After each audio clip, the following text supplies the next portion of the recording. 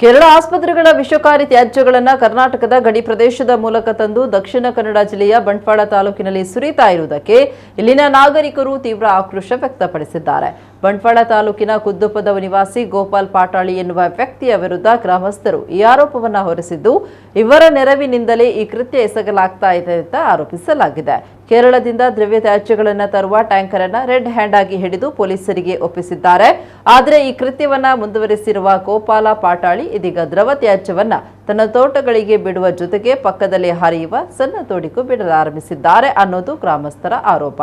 ಕೇರಳದಲ್ಲಿ ತ್ಯಾಜ್ಯಗಳನ್ನು ಸಾರ್ವಜನಿಕವಾಗಿ ಎಸೆಯಲು ನಿಷೇಧ ಹೇರಿರುವ ಕಾರಣ ಅಲ್ಲಿನ ತ್ಯಾಜ್ಯಗಳನ್ನು ಕರ್ನಾಟಕದ ಪ್ರದೇಶಗಳಲ್ಲಿ ಡಂಪ್ ಮಾಡುವ ಪ್ರಕರಣಗಳು ಇತ್ತೀಚಿನ ದಿನಗಳಲ್ಲಿ ಹೆಚ್ಚಾಗ್ತಾ ಇದೆ.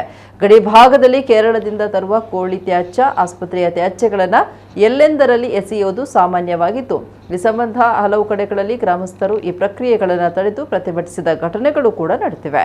ಖುದ್ದು ಪದವಿನಲ್ಲಿ ಶೌಚಾಲಯದ ತ್ಯಾಜ್ಯ ಸುರಿಯುವ ವ್ಯಕ್ತಿ ಒಂದು ಟ್ಯಾಂಕರ್ಗೆ 10,000 ರೂಪಾಯಿ ಪಡೆದುಕೊಳ್ತಾ ಇದ್ದಾರೆ ಎನ್ನುವ ಆರೋಪ ಇದೆ. ರಾಸಾಯನಿಕ ಮಿಶ್ರಿತ ಈ ತ್ಯಾಜ್ಯದ ಸಂಪರ್ಕದಿಂದಾಗಿ ಗ್ರಾಮಸ್ಥರಲ್ಲಿ ದೇಹದಲ್ಲಿ ತುರಿಕೆಯಂತಹ ಲಕ್ಷಣಗಳು ಕಂಡುಬಂದಿದೆ. ಈ ಬಗ್ಗೆ ಸಂಬಂಧಪಟ್ಟವರಿಗೆ ಈಗಾಗಲೇ ದೂರು ನೀಡಲಾಗಿದ್ದು, ಕಾನೂನು ಕ್ರಮ ಕೈಗೊಳ್ಳಬೇಕು ಅಂತ ಖುದ್ದು ಪದವ ನಿವಾಸಿ RK ಬಾಲಕೃಷ್ಣ ಆಗ್ರಹಿಸಿದ್ದಾರೆ. ಸಮಸ್ಯೆ ಏನಂದರೆ, ನಮಗೆ ಇಲ್ಲಿ ಕೇರಳದಿಂದ ಕೆಮಿಕಲ್ ಮಿಶ್ರಿತ ಅದು ಹಾಸ್ಪಿಟಲ್ ನೀರನ್ನು ಬಂದು ಅಮಿ ಚೆಲ್ಲಡ್ಕ ರೋಡಿಗೆ ಬಿಡುವುದು. ಬಿಟ್ಟಂಥ ವ್ಯಕ್ತಿ ಗೋಪಾಲ ಪಾಟಾಳಿ.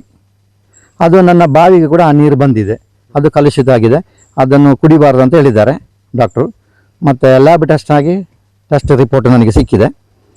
ಈಗ ಊರಿನವರು ಕೂಡ ನನಗೆ ಫೋನ್ ಮಾಡ್ತಾ ಹೇಳಿದ್ರು, ಇದೆಂಥದ್ದು ನಿಮ್ಮ ತೋಡಿನಲ್ಲಿ ಬರುವುದು, ಈ ರೀತಿ ಕಲುಷಿತ ನೀರ, ಯಾವುದು ನೀರೆಲ್ಲ ಕಪ್ಪಾಗಿದೆ ಅಂತ ಕೆಲವು ಜನ ಫೋನ್ ಮಾಡಿ ಹೇಳಿದರು.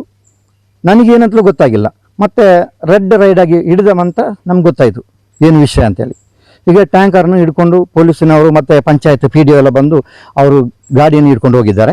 ಈಗ PDO ಅವರು ಕೂಡ ಕಂಪ್ಲೇಂಟ್ ಮಾಡಿದ್ದಾರೆ, ನಾನು ಕೂಡ ಕಂಪ್ಲೇಂಟ್ ಮಾಡಿದ್ದೇನೆ. ನನ್ನ ಬಾವಿಗೆ ತೊಂದರೆ ಆದ ಕಾರಣ ನಾನು ಕಂಪ್ಲೇಂಟ್ ಮಾಡಿದ್ದೇನೆ.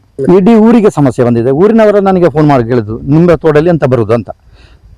ಅದಲ್ಲದೆ ಇರುವೆ ಒಂದು ಈ ಬಿಟ್ಟ ತಕ್ಷಣ ನಮ್ಗೆ ಗೊತ್ತಾಗಿಲ್ಲ. ಇರುವೆ ಎಲ್ಲ ನಮ್ಮ ಮನೆಯಲ್ಲಿ, ನಂದು ಕುದ್ದುಪದವು ನಮ್ಮ ಎಣ್ಣೆ ಮಿಲ್ಲಲ್ಲಿ ಕೂಡ ಫುಲ್ ಇದು ಇರುವೆ.